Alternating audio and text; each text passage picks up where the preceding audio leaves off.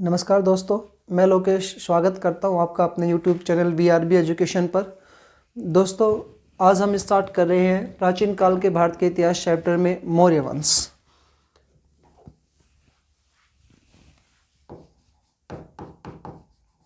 मौर्य वंश का पहला लेक्चर है दोस्तों ये। और मौर्य वंश जो टॉपिक है, इसमें आपने अनेकों बार सुने होगा चंद्रगुप्त मौर्य के बारे में, चाणक्य के बारे में, तो उससे वेरी इंपॉर्टेंट पॉइंट है ये। मौर्य वंश जो चैप्टर है दोस्तों, इसको स्टार्ट करने से पहले आपको थोड़ा सा मगध के बारे में मेरे को बताना होगा, क्योंकि मगध जो स्थान है वहीं पर मौर्य वंश की स्थापना होगी। और इससे पहले जो मगध में जब अपन पढ़ा था महाजनपद टॉपिक, तो हमने बताया था कि 16 टोटल महाजनपद है और 16 महाजनपदों में सबसे महत्वपूर्ण जो महाजनपद है वो मगध महाजनपद आया था। आपने याद भी किया होगा अच्छे तरीके से, वो देखा था वो वीडियो को, ट्रिक से हमने पढ़ा था। अंग में चंपा बस्ती है, मगध में राज करेंगे तो इनकी राजधानी राजगृह होती थी, अंग की राजधानी चंपा होती थी। गांधार विश्वविद्यालय का नया नाम तक्षशिला विश्वविद्यालय, तो आप वो वीडियो जरूर देखिएगा। और ये महाजनपद में से ही एक पॉइंट आता है जिसका नाम है मगध। तो दोस्तों, मौर्य वंश स्टार्ट करने से पहले अपन देखते हैं मगध जो स्थान है, ये मगध जो स्थान है दोस्तों, ये मगध जो आज जिसको अपन बिहार वाला जो क्षेत्र है इसको अपन मगध बोल सकते हैं। तो बिहार का जो स्थान है दोस्तों, इसको मगध बोलते थे, लेकिन इसी में उस समय का बिहार, उड़ीसा, बंगाल, या अपन कह सकते हैं लगभग दक्षिणी भारत और मध्यवर्ती जो भारत का क्षेत्र था वो इसके अंतर्गत आता था।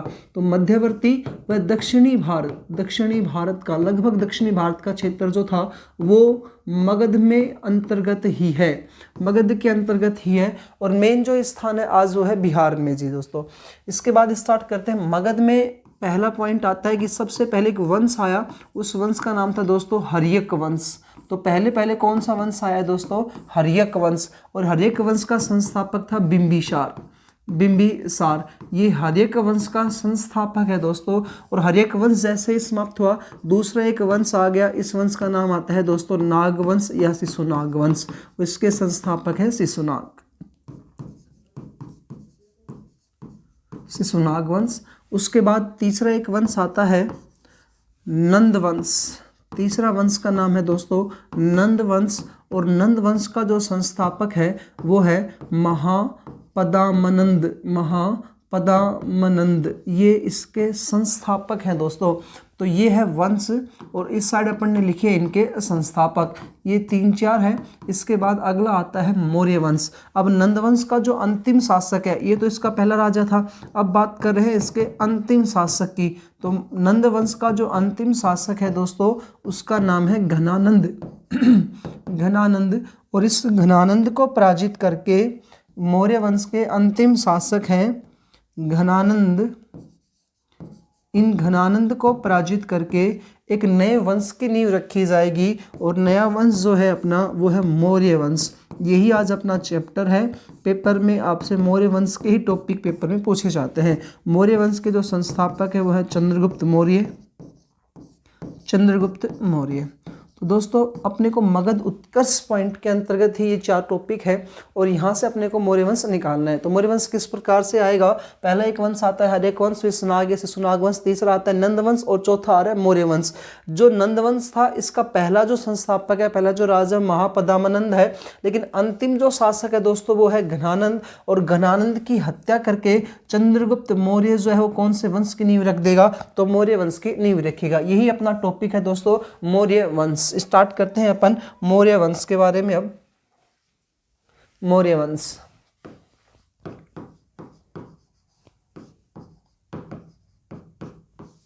मौर्य वंश जो है दोस्तों, ये 322 BC से और 198 BC तक का समय आता है मौर्य वंश का।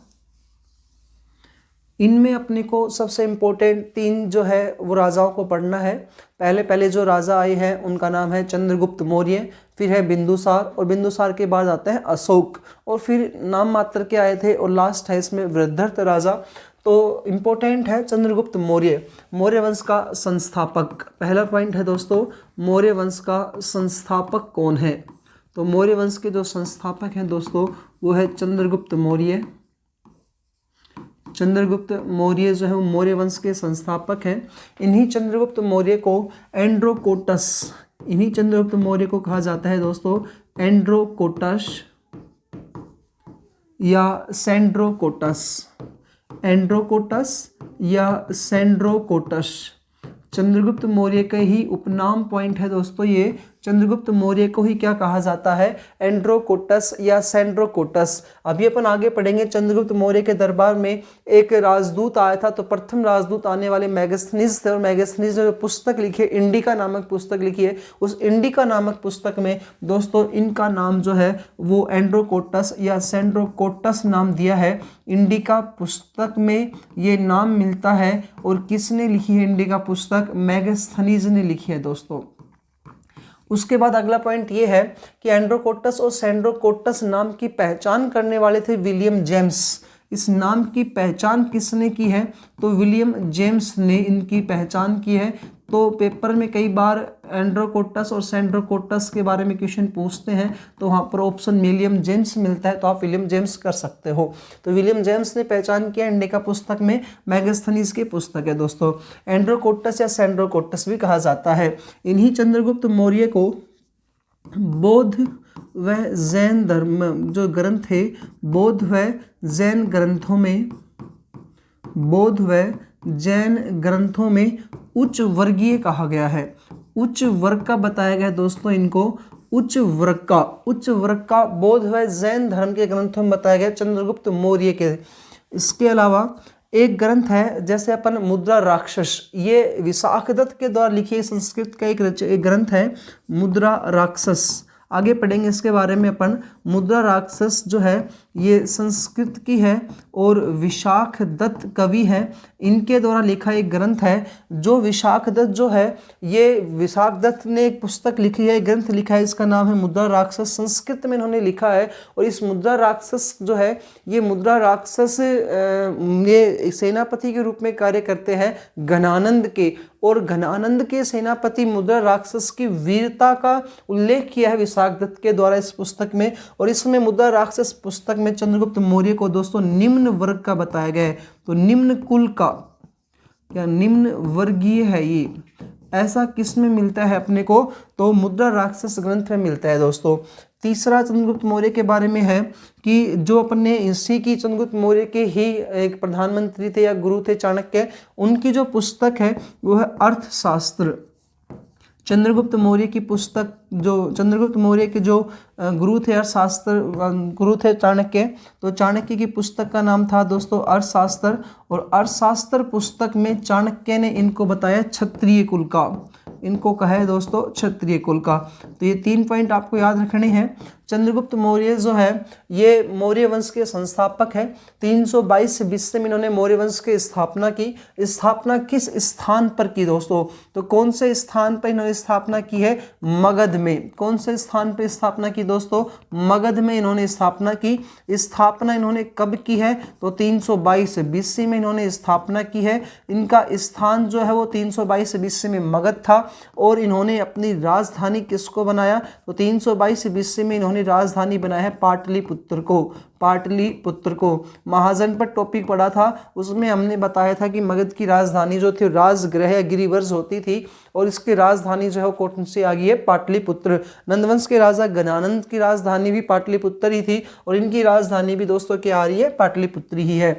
तो स्थापना संस्थापक जो है चंद्रगुप्त मौर्य है। मगध में इन्होंने स्थापना की है मौर्य वंश की। 322 BC में इन्होंने स्थापना की, और पाटलिपुत्र जो स्थान है यहाँ पर दोस्तों इन्होंने स्थापना की है। ये इनके उपनाम है या इनके वंश से संबंधित कुछ पॉइंट्स आते हैं। एंड्रोकोटस या सेंड्रोकोटस इंडिका पुस्तक में लिखा है, विलियम जेम्स के द्वारा इस बात की सबसे पहले पहचान की गई थी। बौद्ध व जैन धर्म के ग्रंथों में उल्लेख मिलता है कि उच्च वर्ग के थे, और मुद्रा राक्षस जो पुस्तक है इसको बोलती है निम्न वर्ग का है, जबकि उच्च वर्ग जो क्षत्रिय वर्ग जो है ऐसा कहते हैं चाणक्य, जिनकी पुस्तक जो है वो है अर्थशास्त्र पुस्तक में। दोस्तों चंद्रगुप्त मौर्य को राजा बनने से पहले, चंद्रगुप्त मौर्य जो है ये राजा बने इससे पहले अपने को छोटा सा पॉइंट और देखना है। एक टॉपिक आता है दोस्तों, भारत में विदेशियों का आक्रमण। भारत में विदेशियों का आक्रमण, अब वो जो टॉपिक है उसी टॉपिक का एक छोटा सा पॉइंट यहाँ पे उठा रहे हैं अपन। उस टॉपिक का नाम है यूनानी आक्रमण दोस्तों, उस पूरे टॉपिक को अपन बाद में क्लियर करेंगे। अरबी आक्रमण आए, यूनानी आक्रमणकारी आए या तुर्की आक्रमणकारी आए, वो पूरा टॉपिक है जो बाद में अपन क्लियर करेंगे। यहाँ पे एक टॉपिक आ रहा है दोस्तों यूनानी आक्रमण। इस टॉपिक को कंप्लीट करने के बाद ही आपको जो टॉपिक है वो समझ में आएगा मौर्य वंश का। तो यूनानी जो आक्रमण है, इसमें पहले जो एक राजा है उनका नाम है, जिसको कई बार पेपर में अलेक्जेंडर के नाम से भी दिया होता है, तो अलेक्जेंडर सिकंदर या महान सिकंदर, अलेक्जेंडर या महान सिकंदर। दोस्तों ये राजा है, कहाँ के राजा है? यूनान के। तो अलेक्जेंडर कहाँ के राजा है दोस्तों? यूनान के। आज इस स्थान को क्या बोलते हैं? ग्रीस बोलते हैं। तो यूनान के राजा हैं। इन अलेक्जेंडर के जो पिता जो है, ये पिता, इनके पिता का नाम है फिलिप। पिता है दोस्तों फिलिप। 323 बीसी में महान सिकंदर जो है ये अगले राजा बनते हैं। और जब ये राजा बने तो दोस्तों इन्होंने वहां पर विश्व विजेता की उपाधि धारण की। किसकी उपाधि धारण की? विश्व विजेता की उपाधि। तो विश्व विजेता की उपाधि किसके द्वारा धारण की गई है? सिकंदर के द्वारा, महान सिकंदर के द्वारा ध्यान की गई है। इनके पिता का नाम है दोस्तों फिलिप। गुरु, इनके गुरु का नाम है अरस्तु। इनके गुरु है दोस्तों अरस्तु।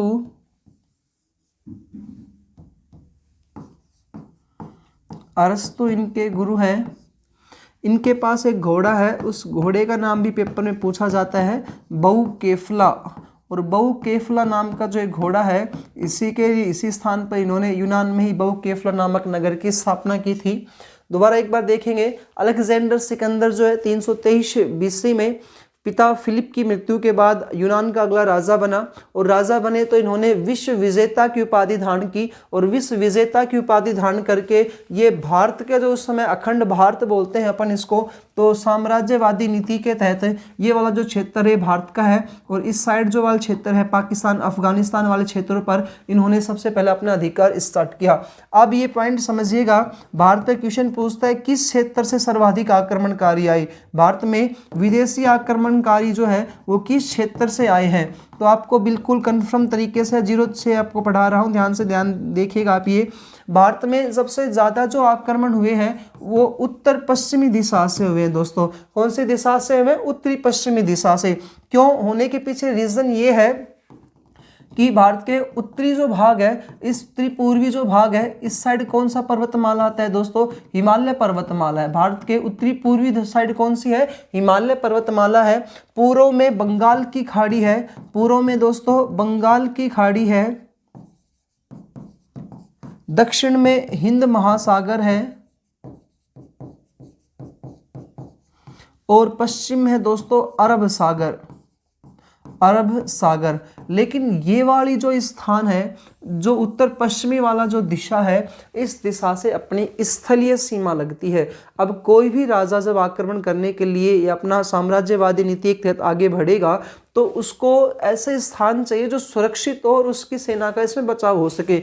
यदि वो लोग हिमालय पर्वतमाला को पार करके भारत पर आक्रमण करते हैं तो ऊपर चढ़ाई, ऊपर चोटी पे चढ़ना, फिर नीचे उतरना, बर्फ है, इससे वहाँ पर लोग मर सकते हैं। इधर बंगाल की खाड़ी को पार करना, हिंद महासागर पार करके, अरब सागर को पार करके आक्रमण करना बड़ा मुश्किल काम था। तो सबसे इंपॉर्टेंट जो काम था उनका आक्रमण करने का, कौन सा स्थान आता है दोस्तों? उत्तर पश्चिमी दिशा से। तो क्वेश्चन आता है भारत में सर्वाधिक जो विदेशी आक्रमण हुए वो किस दिशा से हुए? तो उत्तर पश्चिमी दिशा से दोस्तों ये आक्रमण हुए। अब उत्तर पश्चिमी दिशा से आक्रमण हुए तो ये क्षेत्र जो है अपना पाकिस्तान अफगानिस्तान वाले जो क्षेत्र है, यहाँ पर सबसे पहले इन्होंने अधिकार करना स्टार्ट किया। तो काबुल है, गांधार है, हेरात है, मकरान।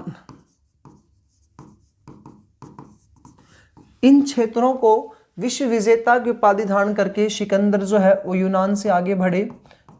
यूनान से सिकंदर आगे बढ़ता है, इन क्षेत्रों को जीतता गया और जीतने के बाद इसने आक्रमण किया भारत के उत्तर पूर्वी जो स्थान है पंजाब राज्य, यहाँ पर दोस्तों। तो पंजाब राज्य में इन्होंने आक्रमण किया।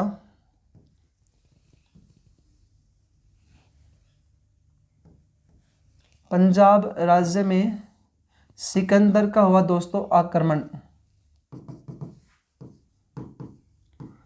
पंजाब का जो राजा था उस समय, उसका नाम है दोस्तों पुरु या पोरस।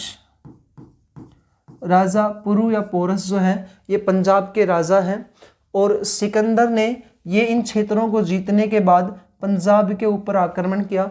और यहाँ जब इसका आक्रमण हुआ तो यहाँ पर इसको अत्यधिक मात्रा में जनहानि हुई, यानी कि इसके बहुत सारे सैनिक इसमें मारे गए। जब सैनिक इसके मारे गए लेकिन फिर भी युद्ध को विजयी हो जाता है, और पोरस जो था वो इस युद्ध में हार गए। तो किस नदी के किनारे युद्ध हुआ था?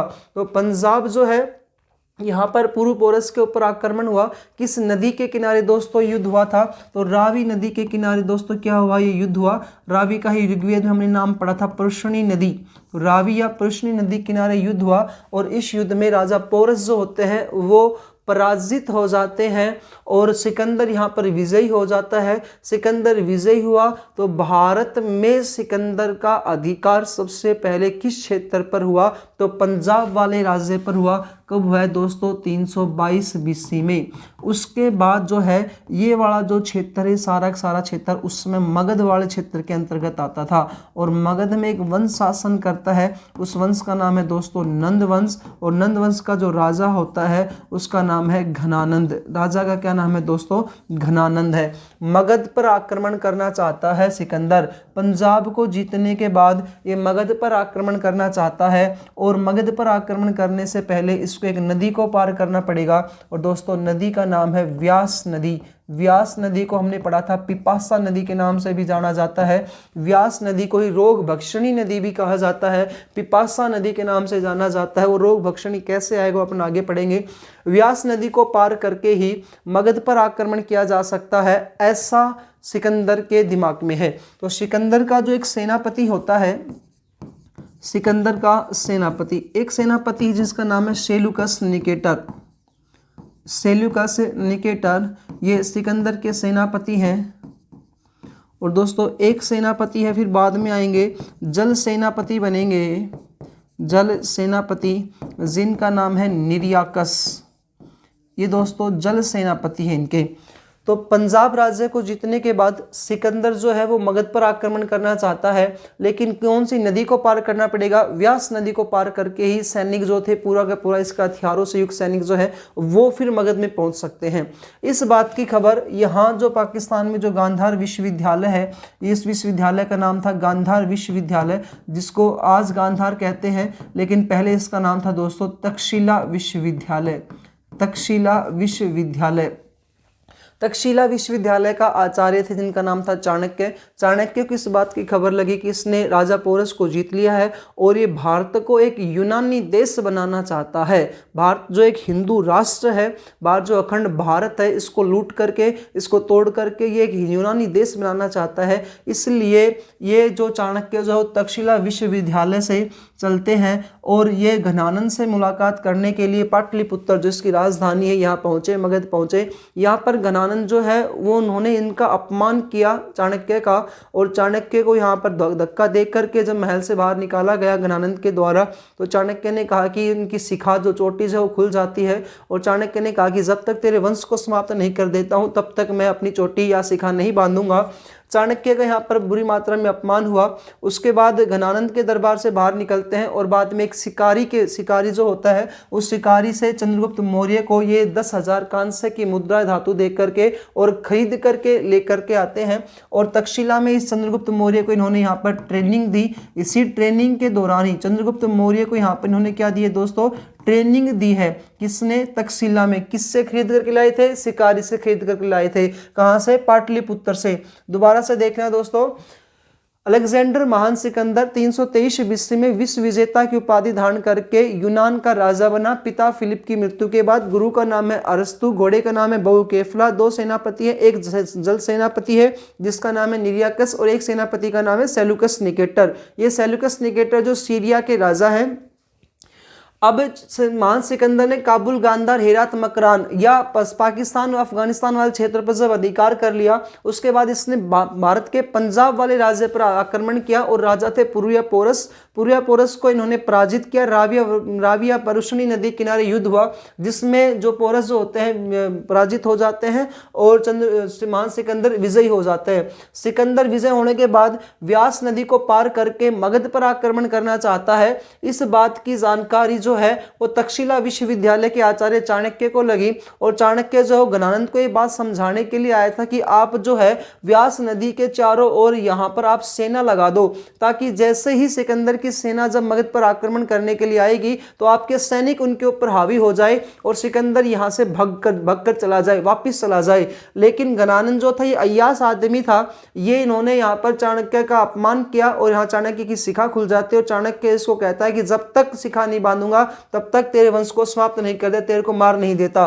तो यहाँ से पाटलिपुत्र से निकलकर जब वापिस जा रहे होते हैं तो तक्षशिला विश्वविद्यालय में जाने से पहले इनको एक शिकारी मिलता है पाटलिपुत्र में। चंद्रगुप्त मौर्य को वहां पर एक शिकारी से खरीद करके लेकर के आ गए 10,000 कांस्य धातु की मुद्रा देकर के, और चंद्रगुप्त मौर्य को यहाँ पे ट्रेनिंग देते हैं तक्षशिला विश्वविद्यालय में ला करके। यहाँ कुछ ट्रेनिंग दी, इसी ट्रेनिंग के फलस्वरूप चाणक्य के द्वारा ही एक कूटनीति की गई। चाणक्य ने क्या किया देखिएगा, कूटनीति क्या है इनकी। इधर सिकंदर जो है इसने अपने एक सेनापति है सेल्यूकस निकेटर, सेल्यूकस निकेटर के नेतृत्व में सेना की टुकड़ी जो है वो हिमालय पर्वतमाला को पार करके मगध पर आक्रमण करने के लिए भेजी। लेकिन इसके जो सैनिक थे वो हिमालय पर्वतमाला की दुर्गम चोटियों पर चढ़े और वहीं पर बहुत सारों की मृत्यु हो जाती है, या कुछ बर्फ से मर गए और कुछ लोग नीचे उतरते हुए मर गए। इस प्रकार से इसका ये प्रयास जो है असफल हुआ। तब इसने जल सेनापति की नियुक्ति की जिसका नाम था निर्याकस, और निर्याकस जो था वो यहाँ के सैनिकों को व्यास नदी को पार करना सिखाता है, व्यास नदी को पार करना सिखाता है। इस बात की खबर जब चाणक्य को लगी तो चाणक्य और चंद्रगुप्त मौर्य कुछ सहयोगियों के साथ यहाँ पर अपना वेश चेंज करके, अपना रूप रंग चेंज करके, और चाणक्य जो थे वो चंद्रगुप्त मौर्य के यहाँ सेना में शामिल हो जाते हैं। और जब यहाँ पर सेना जो होती है, जब इसके जल सेना जिसकी सेना जो होती है जब व्यास नदी को पार करना सीख रही होती है, तो जो लोग वहाँ पर जाते हैं तैरने के लिए जाते थे उनके खाने में थोड़ी थोड़ी मात्रा में जहर मिला देता था और 7-8 दिन बाद उन लोगों की मृत्यु हो गई। और इधर चंद्रगुप्त मौर्य उसके सहयोगियों ने अफवाह फैला दी कि जो जो व्यास नदी को पार करने के लिए तैरने के लिए इसमें जाते हैं उन लोगों की मृत्यु हो जाती है, क्योंकि रोग भक्षणी नदी है।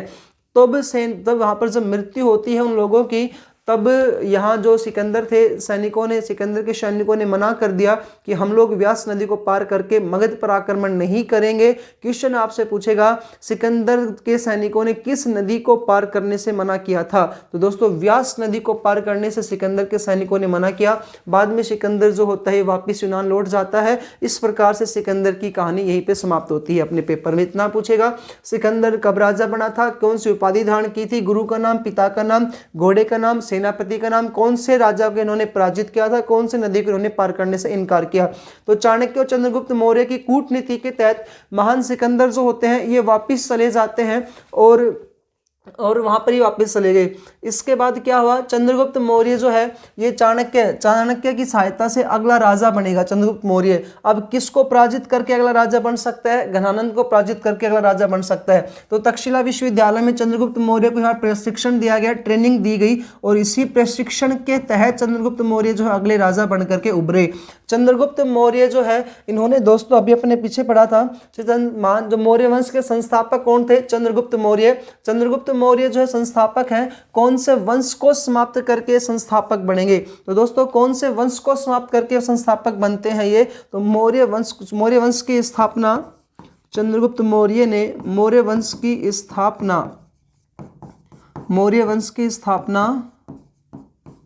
नंद वंश के स्थान पर हुई। कौन से वंश के स्थान पर हुई दोस्तों?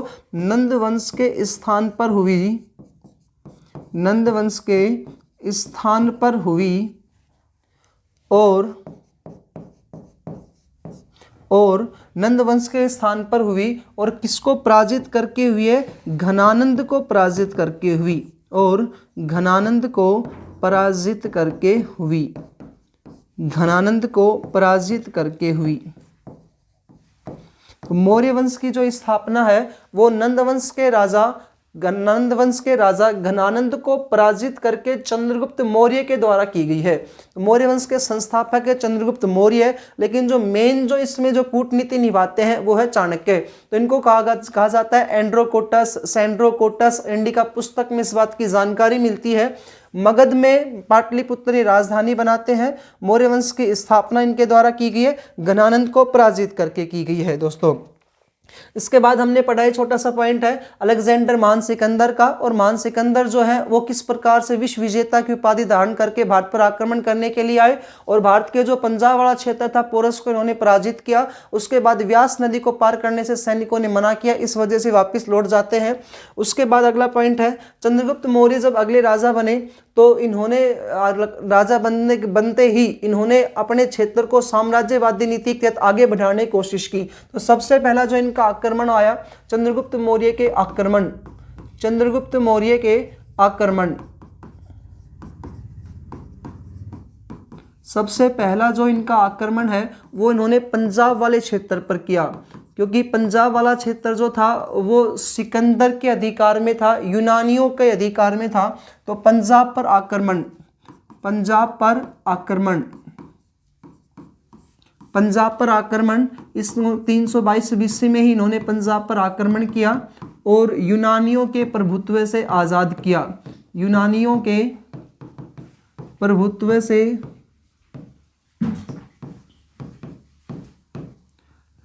आज़ाद किया। पंजाब को इन्होंने क्या किया, आज़ाद किया, स्वतंत्र कर दिया इन्होंने। दूसरा इन्होंने आक्रमण किया मगध पर, मगध पर आक्रमण किया। और दोस्तों मगध के जो राजा थे उनका नाम अभी पढ़ा ही है, नंदवंश का राजा था। तो नंदवंश के राजा घनानंद को पराजित किया, घनानंद को पराजित किया चंद्रगुप्त मौर्य ने। कब? 322 BC में।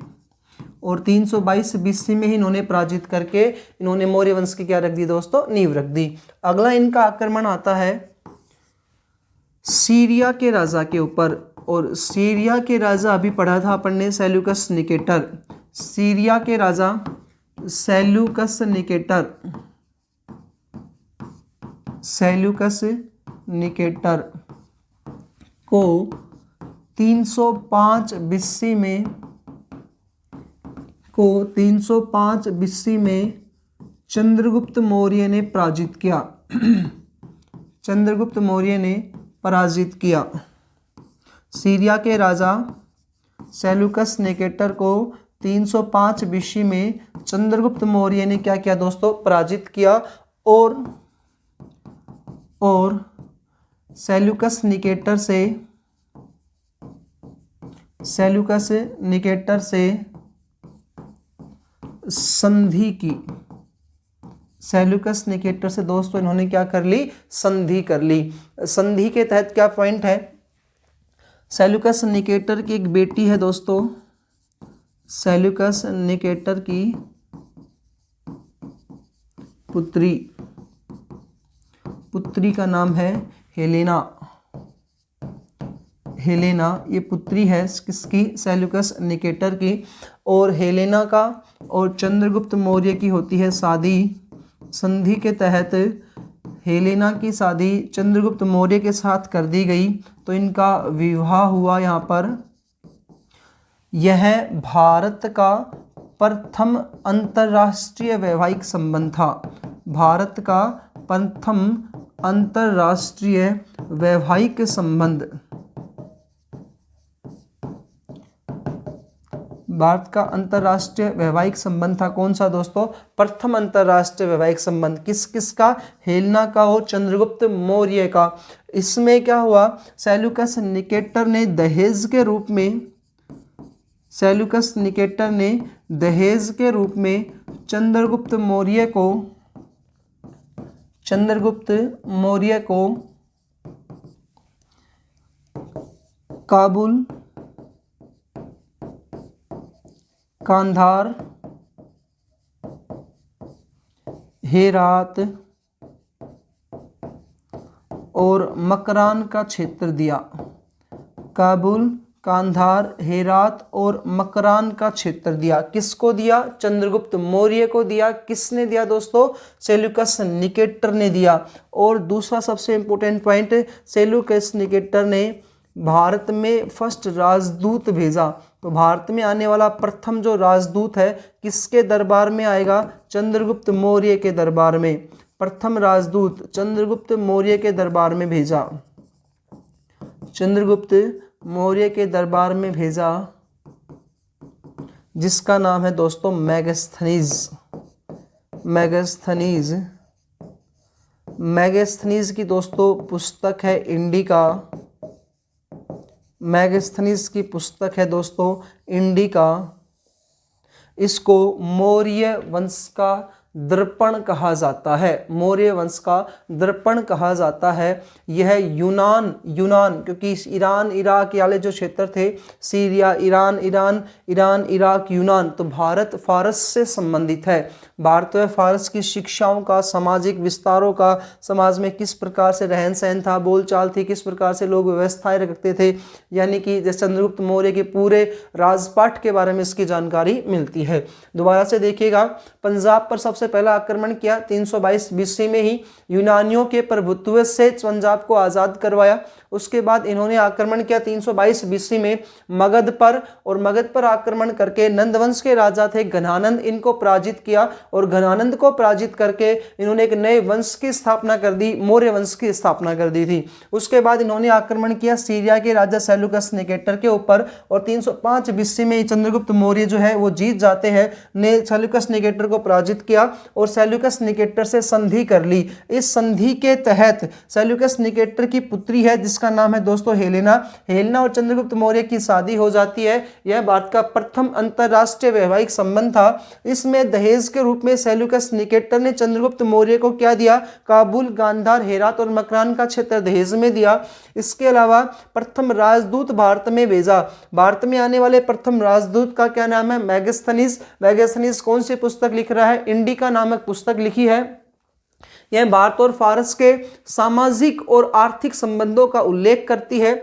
उसके अलावा बात करते हैं चंद्रगुप्त मौर्य जो है, इनके गुरु का नाम। तो चंद्रगुप्त मौर्य के गुरु का नाम, चंद्रगुप्त मौर्य का गुरु, तो गुरु है दोस्तों, अभी भी पढ़ा है हमने, और इनके अन्य नाम भी पेपर में पूछे जाते हैं। चाणक्य, गुरु का नाम है दोस्तों चाणक्य। कूटनीति के कारण इनका नाम आता है कौटिल्य। कूटनीति का इनका नाम आता है दोस्तों कौटिल्य। और बचपन के इनका नाम था दोस्तों विष्णुगुप्त। विष्णुगुप्त, तो कौटिल्य है, विष्णुगुप्त है, चाणक्य है। इन चाणक्य के द्वारा एक पुस्तक लिखी गई है, पुस्तक का नाम है दोस्तों अर्थशास्त्र। तो चाणक्य की पुस्तक क्या है?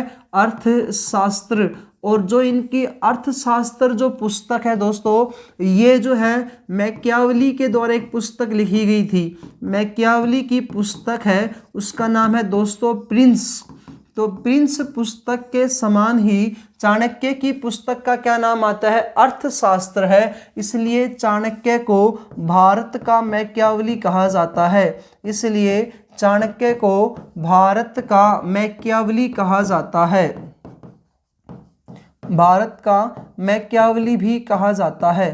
तो 3 नाम हो गए इनके, चाणक्य के, कौटिल्य, विष्णुगुप्त है ये, इसलिए इनको भारत का मैकियावली कहा गया। क्यों? क्योंकि इनकी जो मैकियावली की प्रिंस पुस्तक के समान ही अर्थशास्त्र पुस्तक है दोस्तों। इस अर्थशास्त्र पुस्तक में टोटल 15 अध्याय हैं। कितने अध्याय हैं? 15 अध्याय हैं। और इन 15 अध्यायों में से छठा जो अध्याय है, इसमें राजा के सप्तांग सिद्धांतों का उल्लेख मिलता है। राजा के सप्तांग सिद्धांतों का उल्लेख मिलता है। सप्तांक सिद्धांतों का उल्लेख मिलता है।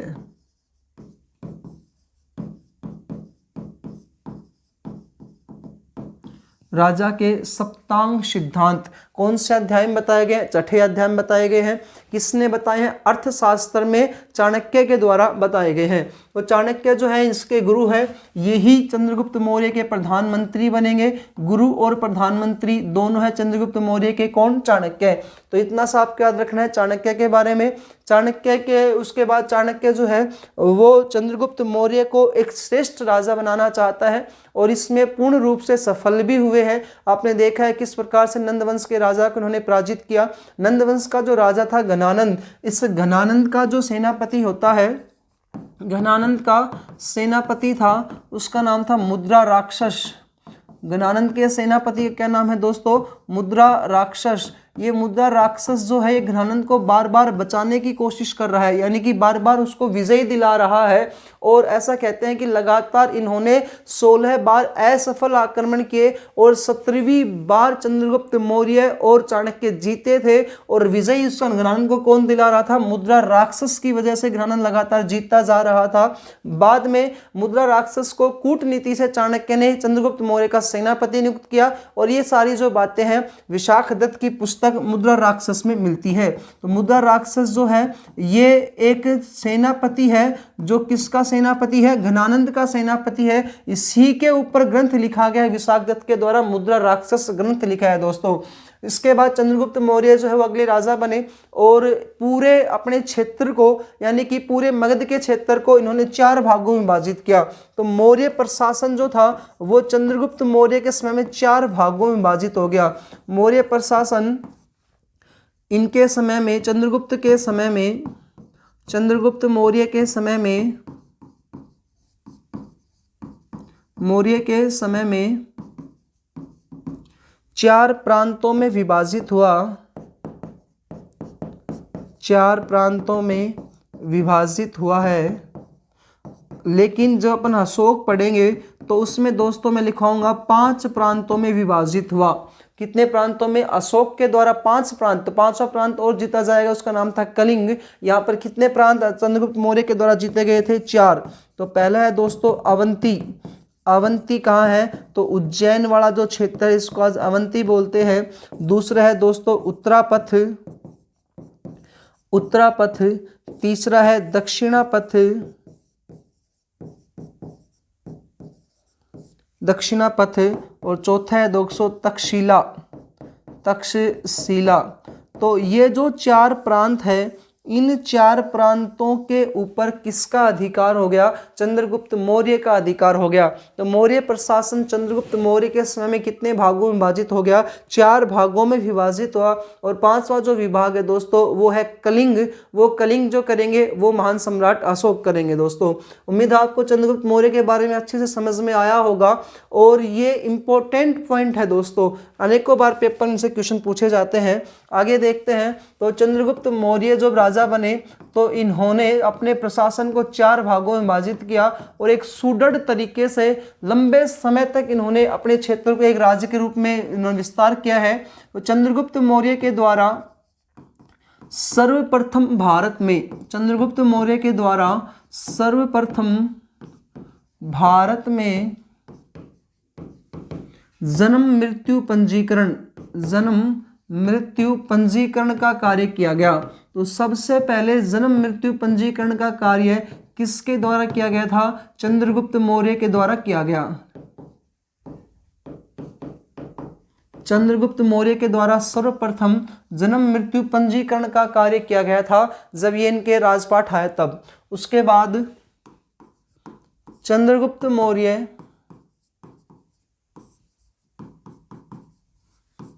के समय में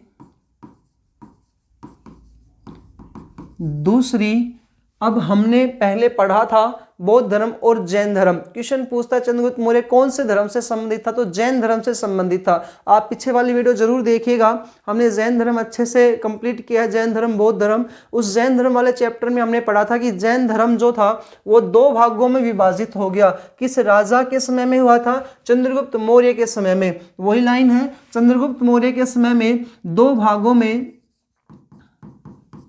भागों में जैन धर्म विभाजित हुआ।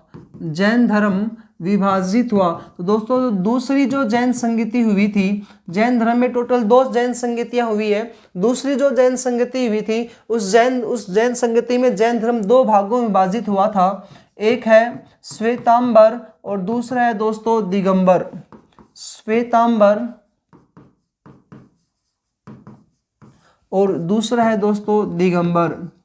स्थूलभद्र जो थे वो इसके अध्यक्ष थे। तो स्थूलभद्र जो है वो श्वेतांबर जैन धर्म के अनुयायी हैं और दिगंबर जैन धर्म के जो अनुयायी है वो है भद्रबाहु।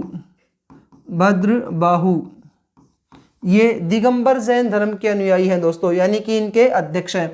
चंद्रगुप्त मौर्य के समय में जैन धर्म कितने भागों में विभाजित हो गया? 2 भागों में विभाजित हुआ। स्थूलभद्र की जो रचयिता है वो है भगवती सूत्र। तो जैन धर्म में हमने पढ़ा था भगवती सूत्र, इंपॉर्टेंट है। लेकिन भद्रबाहु की जो यहाँ पे इनकी पुस्तक है उसका नाम आता है कल्प सूत्र। कौन सी है दोस्तों? कल्प सूत्र। उसके बाद अगला पॉइंट है चंद्रगुप्त मौर्य के समय में, चंद्रगुप्त मौर्य के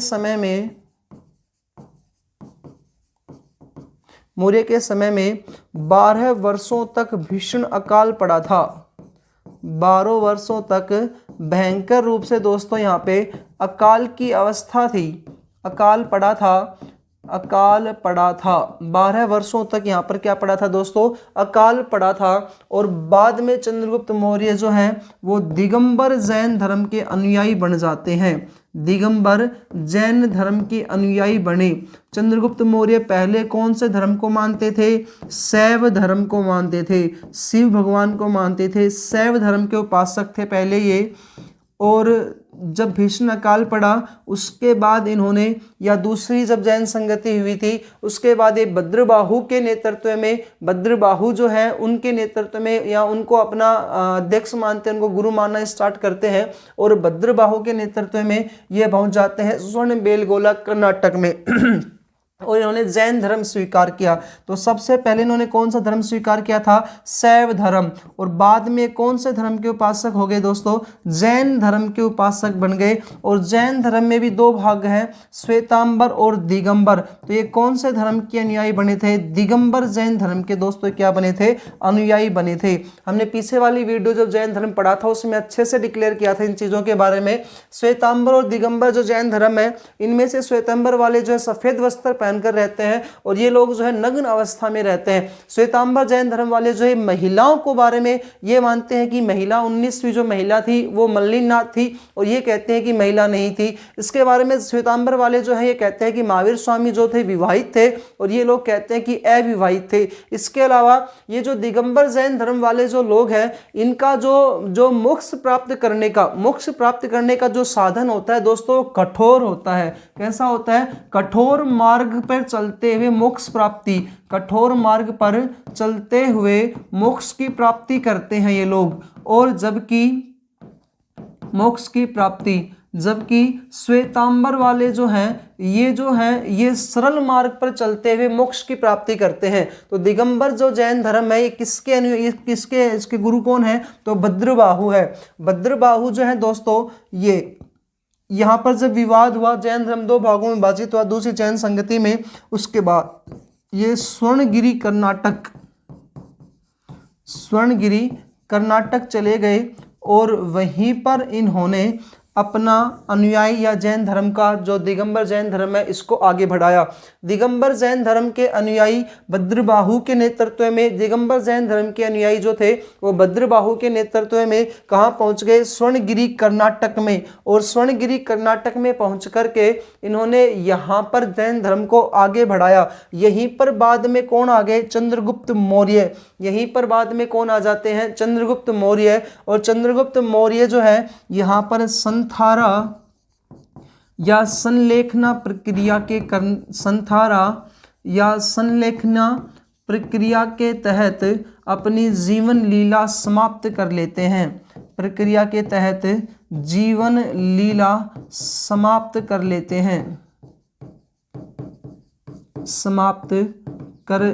हैं। कौन करते हैं? चंद्रगुप्त मौर्य। संथारा संलेखना प्रक्रिया के तहत चंद्रगुप्त मौर्य ने चंद्रगुप्त मौर्य ने कौन सी क्या कर लिया, अपनी जीवन लीला समाप्त कर ली। ये जो प्रक्रिया होती है दोस्तों, इसमें बिना अन्न जल ग्रहण किए हुए ही प्रक्रिया कंप्लीट होती है और बिना अन्न जल ग्रहण किए हुए इन्होंने अपनी जीवन लीला क्या कर ली, समाप्त कर ली। ये पॉइंट था आपका दोस्तों चंद्रगुप्त मौर्य का। उम्मीद है आपको अच्छे से समझ में आया होगा। एक बार जल्दी से इसको रिकॉल करते हैं अपन। मौर्य वंश टॉपिक है अपना, और मौर्य वंश जो चैप्टर है, इस चैप्टर में दोस्तों हमने पढ़ा है कि मौर्य वंश किस प्रकार से स्थापित हुआ था और मौर्य वंश किस प्रकार से यह फैला हुआ था। तो मौर्य वंश जो है, इसका स्थान जो है रियल में मगध है। मगध का जो स्थान हो मध्यवर्ती भारत और दक्षिणी भारत में या पूर्ववर्ती भारत में फैला हुआ था। इसके जो इसमें पहले जो एक वंश आते हैं, 3-4 इसके वंश है। पहला जो वंश आया था हर्यक वंश आया था। हर्यक वंश का संस्थापक बिंबिसार है, ऐसे शिशुनाग है। फिर है नंद वंश, और नंद वंश का अंतिम राजा था, इसमें नाम है घनानंद। इस घनानंद को पराजित करके, इसकी हत्या करके चंद्रगुप्त मौर्य ने यहाँ पर मौर्य वंश की दोस्तों नींव रखी थी। मौर्य वंश जो है, इसके संस्थापक चंद्रगुप्त मौर्य है। इन्हीं को एंड्रोकोटस और सेंड्रोकोटस के नाम से भी जाना जाता है। इन्हीं को उच्च वर्ग निम्न वर्ग का पूछा जाएगा आपसे पेपर में। निम्न वर्ग किसने कहा है, उच्च वर्ग किसने माना, क्षत्रिय कुल किसने कहा है। इसके अलावा मगध में इन्होंने स्थापना की मौर्य वंश की। पाटलिपुत्र को राजधानी बनाई। मौर्य वंश की स्थापना जो नंद वंश के अंतिम राजा घनानंद को मार करके इन्होंने मौर्य वंश की स्थापना की दोस्तों। इसके बीच में हमने एक पॉइंट पढ़ा था, सेल्यूकस निकेटर सीरिया के राजा थे। ये किसके सेनापति हुआ करते थे, महान सिकंदर के। महान सिकंदर विश्व विजेता की उपाधि धारण करते हैं, और उपाधि धारण करके इन्होंने पाकिस्तान अफगानिस्तान क्षेत्रों पर अधिकार किया। फिर भारत के पंजाब वाले क्षेत्र पर अधिकार किया, राजा पोरस को पराजित करके। व्यास नदी को पार करने से इनके सैनिकों ने मना कर दिया। बाद में ये लोग वापस चले जाते हैं सिकंदर, और बाद में जो है सिकंदर का सेनापति सेल्यूकस निकेटर जो है, इसका युद्ध होगा चंद्रगुप्त मौर्य से। उसके बाद अगला पॉइंट आया चंद्रगुप्त मौर्य के आक्रमण। पहला जो आक्रमण किया पंजाब पर किया, और पंजाब से यूनानियों के प्रभुत्व को इन्होंने समाप्त किया। दूसरा आक्रमण इन्होंने मगध पर किया। उसके बाद सीरिया के राजा सेल्यूकस निकेटर को पराजित किया 305 BC में, और यहाँ पर इन्होंने एक संधि कर ली, और संधि के तहत इसकी बेटी जो थी हेलेना, इनसे इन्होंने शादी की। और हेलेना से शादी करने के बाद ही इनको दहेज में 4 क्षेत्र मिले थे, काबुल, गांधार, हेरात और मकरान का क्षेत्र मिला। और प्रथम राजदूत इस सेल्यूकस के द्वारा चंद्रगुप्त मौर्य के दरबार में भेजा गया। तो भारत में आने वाला प्रथम जो राजदूत है वो है चंद्रगुप्त मौर्य के दरबार में आया था, मेगास्थनीज। किसके द्वारा भेजा गया था, सेल्यूकस निकेटर के द्वारा। और कौन सी पुस्तक इन्होंने लिखी, यहाँ पर इंडिका नामक पुस्तक लिखी है। उसके बाद यहाँ पर अगला पॉइंट आया है कि चंद्रगुप्त मौर्य के गुरु का नाम या प्रधानमंत्री का नाम चाणक्य था। इन्हें ही विष्णुगुप्त और कौटिल्य भी कहा जाता है। इन्होंने जो पुस्तक लिखी है अर्थशास्त्र, इस अर्थशास्त्र में टोटल 15 अध्याय आते हैं, जिसमें से छठा जो अध्याय, इसमें राजा के सप्तांग सिद्धांतों का उल्लेख मिलता है। और इनकी जो अर्थशास्त्र पुस्तक है मैकियावली की प्रिंस पुस्तक के समान है, इसलिए कौटिल्य को भारत का मैकियावली भी कहा जाता है। चंद्रगुप्त मौर्य के समय में मौर्य प्रशासन 4 भागों में विभाजित हुआ। अवंती, उज्जैन का उत्तरापथ, दक्षिणापथ और तक्षशिला वाला जो स्थान है, यहाँ पर इसका विभाजन हुआ, इन 4 भागों में बांटा। भारत में प्रथम जन्म मृत्यु पंजीकरण का कार्य किसके द्वारा किया गया, चंद्रगुप्त मौर्य के द्वारा किया गया था। इसी के समय में दूसरी जैन संगति हुई थी, जिसमें जैन धर्म 2 भागों में विभाजित हो गया। एक था श्वेतांबर और दूसरा दिगंबर। दिगंबर जैन धर्म के जो अनुयायी थे वो भद्रबाहु थे, और भद्रबाहु के नेतृत्व में दिगंबर जैन धर्म के अनुयायी जो स्वर्णगिरी कर्नाटक स्वर्ण बेलगोला स्थान पर चले गए। और यहाँ पर ही बाद में चंद्रगुप्त मौर्य जो है, ये पहले शैव धर्म का उपासक था, लेकिन बाद में भद्रबाहु के नेतृत्व में जैन धर्म को स्वीकार करता है। तो क्वेश्चन पूछेगा चंद्रगुप्त मौर्य कौन से धर्म से संबंधित थे, जैन धर्म से। जैन धर्म में भी कौन से धर्म से संबंधित थे, दिगंबर जैन धर्म के। इसके अलावा इनके गुरु कौन थे, तो भद्रबाहु। भद्रबाहु गुरु है चंद्रगुप्त मौर्य के, धार्मिक गुरु, और वैसे गुरु पूछता है तो चाणक्य। इसके बाद स्वर्णगिरी कर्नाटक स्थान पर संथारा संलेखना प्रक्रिया के तहत इन्होंने अपनी जीवन लीला समाप्त कर ली। संथारा संलेखना प्रक्रिया जैन धर्म में होती है दोस्तों। भगवती सूत्र ग्रंथ लिखा है स्थूलभद्र ने, और कल्प सूत्र जो ग्रंथ लिखा है भद्रबाहु ने लिखा है। 12 वर्षों तक किस मौर्य वंश के राजा के समय भीषण अकाल पड़ा था, तो चंद्रगुप्त मौर्य के समय भीषण अकाल पड़ा था। इस प्रकार से चंद्रगुप्त मौर्य के पॉइंट था। उसके बाद आता है इसका बेटा बिंदुसार। चंद्रगुप्त मौर्य के बाद इसका अगला बेटा राजा बना, उसका नाम है दोस्तों बिंदुसार। बिंदुसार 298 BC में चंद्रगुप्त मौर्य की मृत्यु हो जाती है। 298 से 273 BC तक चंद्रगुप्त मौर्य जो है शासन, चंद्रगुप्त मौर्य का पुत्र बिंदुसार आगे शासन करता है। तो इसके पिता का नाम है चंद्रगुप्त मौर्य,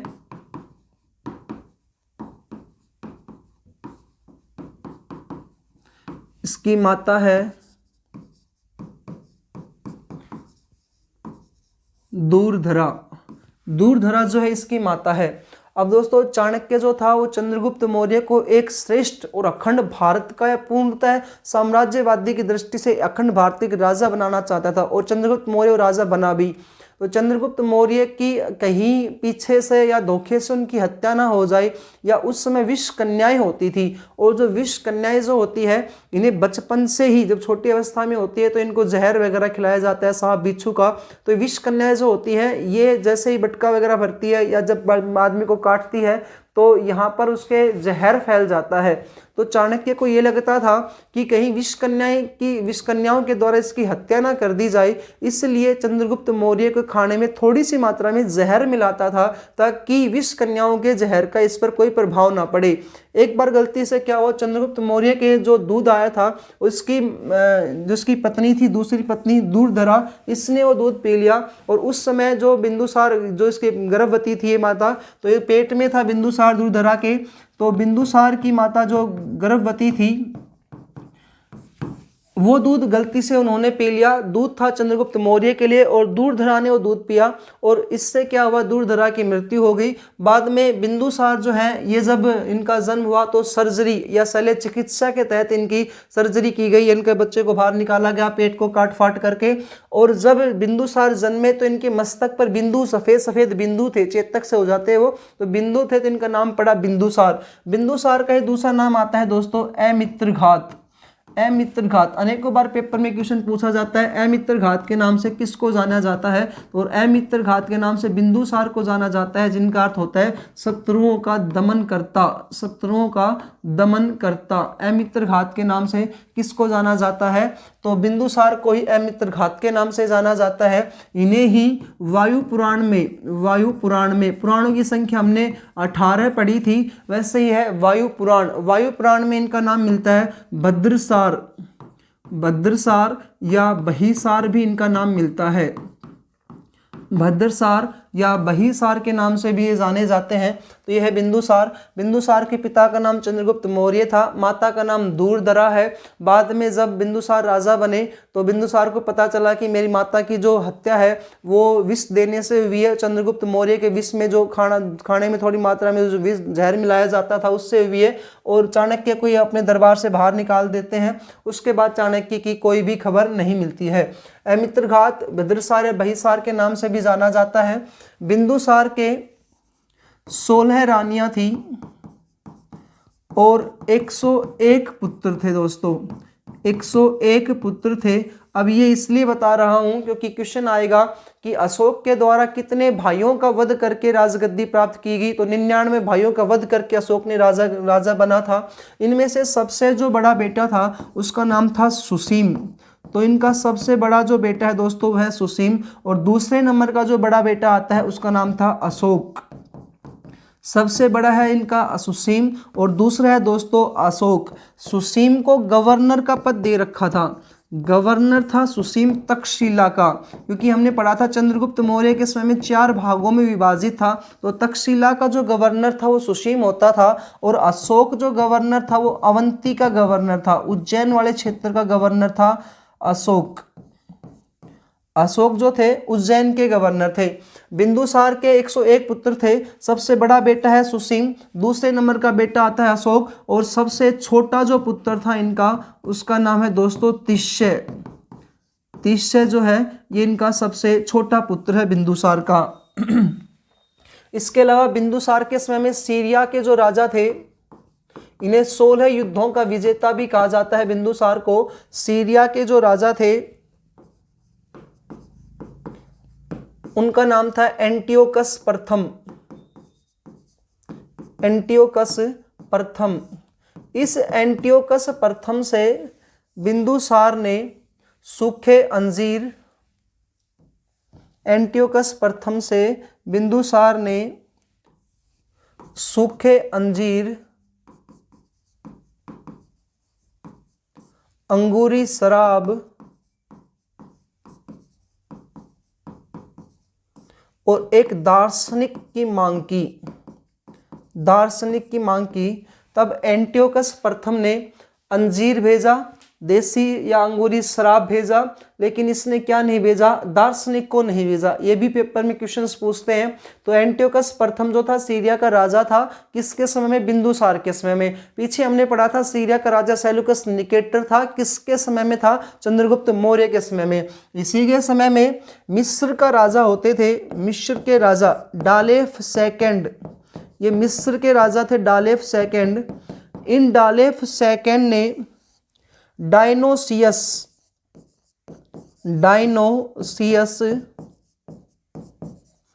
और दूसरे हैं डायमेकस, डायनोसियस और डायमेकस, ये दो राजदूत भारत में भेजे थे। डालेफ सेकंड ने भारत में दो राजदूत भेजे, किसके दरबार में भेजे थे, बिंदुसार के दरबार में भेजे थे। पहला राजदूत आने वाला भारत में मेगस्थनी चंद्रगुप्त मौर्य के दरबार में आया था, जिसने इंडिका नामक पुस्तक लिखी। डालेफ सेकंड ने मिस्र के राजा थे, जिन्होंने राजदूत भेजा डायनोसियस और डायमेकस को। एंटियोकस प्रथम सीरिया के राजा थे, जिनके द्वारा सूखे अंजीर और अंगूरी शराब भेजी, लेकिन एक दार्शनिक को यहाँ पर नहीं भेजा गया था। याद रखिएगा, सुसीम जब तक्षशिला के गवर्नर थे तो इनके ऊपर अरब सैनिक आक्रमण कर देते हैं। या वहां पर उस समय मध्य एशिया की दो जातियां हुआ करती थी, हुण जाति, शक जाति और एक कुषाण जाति। तो हुणों के द्वारा या अरबों के द्वारा तक्षशिला पर आक्रमण हुआ। उस आक्रमण को, हुणों का आक्रमण जब तक्षशिला पर हुआ और आक्रमण 2 बार हुआ, इस तक्षशिला के आक्रमण का जवाब अशोक ने दिया और अशोक इसमें हमेशा विजयी हुआ। तब अशोक को ये लगा कि मेरा भाई जो है सुसीम, ये राजा बनने के योग्य नहीं है। तो ऐसा कहते हैं कि ऐहोल अभिलेख मिला है, ऐहोल अभिलेख। इस अभिलेख के अनुसार अशोक ने अपने 99 भाइयों का वध किया। सॉरी दोस्तों, ऐहोल नहीं, सिहेली अभिलेख, सिहेली अभिलेख श्रीलंका से मिला था, सिहेली अभिलेख। इस अभिलेख के अनुसार अशोक ने अपने 99 भाइयों का वध किया, 99 भाइयों का वध किया और तब अगला राजा बना। तो इसके 101 पुत्र थे बिंदुसार के बारे में, इतना सा आपको याद रखना है। बिंदुसार का समय 298 बीसी से 273 बीसी। इन्हें अमित्र घात कहा जाता है, शत्रुओं का दमन करता इसका अर्थ होता है। इन्हें भद्रसार और बहिसार के नाम जाना जाता है। सिहेली अभिलेख के अनुसार अशोक जो थे, इन्होंने 99 भाइयों का वध किया और तब जाकर के बिंदुसार के बाद अगले राजा बनेंगे, अशोक बनेंगे। सुसीम जो था वो अयोग्य राजा था, इसलिए अशोक ने इसका वध किया और इसका जो विरोध करते गए इसके भाई, उन सब का इन्होंने वध किया। सिर्फ और सिर्फ किस भाई को इन्होंने नहीं मारा, तो तिष्य को इन्होंने हत्या नहीं की थी। सुसीम गवर्नर था तक्षशिला का, अवंती का गवर्नर जो थे अशोक थे, बिंदुसार के समय में सीरिया के राजा एंटियोकस प्रथम थे, मिस्र के राजा डालेफ सेकंड थे। तो दोस्तों उम्मीद है आपको ये टॉपिक अच्छे समझ में आया होगा मौर्य वंश का।